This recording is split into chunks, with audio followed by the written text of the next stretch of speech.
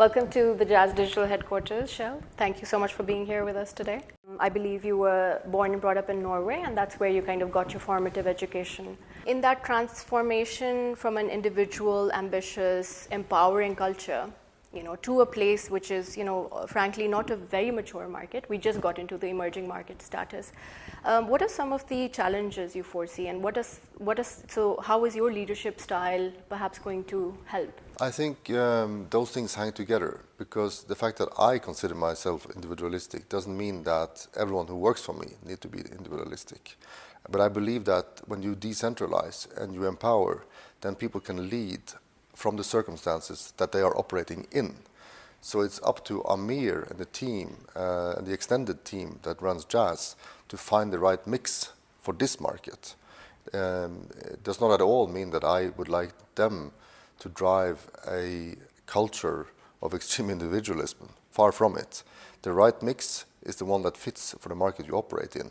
But if you are centralized in your approach, and you think that business should be run the same way in all countries, then you would apply the same level of individualism in the Netherlands, in Pakistan, in Russia, and in Algeria. It's not going to work. Each country has its own secret sauce, and finding that is the key to good leadership. So do you think you said secret sauce, what is sort of our secret sauce? But in terms of the secret sauce for Pakistan, now not the biggest expert on Pakistan, but it is about having, I think, a multinational team at the top, so that you get different kind of impulses. And we have that. I don't think it would have been good to have a complete Pakistani team. I don't think it would have been good to have a completely expat team. So this kind of mix, I think, is good. It shows people that it's possible to grow into the top roles. If people see that, that is one more motivation for working and participating in the system. So if you were to give a sort of case study or a best practices of a region or any model that you've seen that you've been wowed with in your career?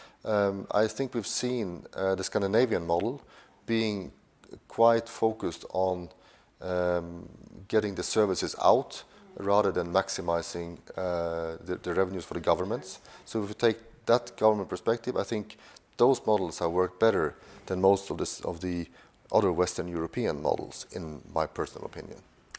Who or what is sort of your three favorite things in Pakistan? Well, you have elements of the Central Asian kitchen. I don't like that fancy 11-course white tablecloth that lasts for 4 hours.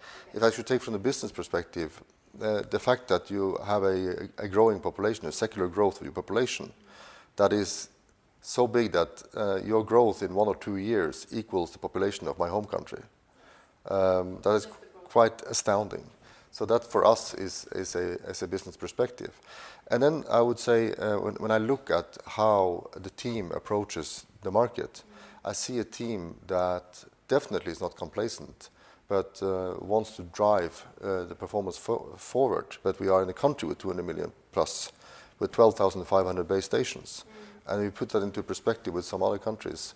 That's not so much. So we're getting a lot out of what we are putting in place. The last time we had a town hall, I noticed that there were very pointed questions.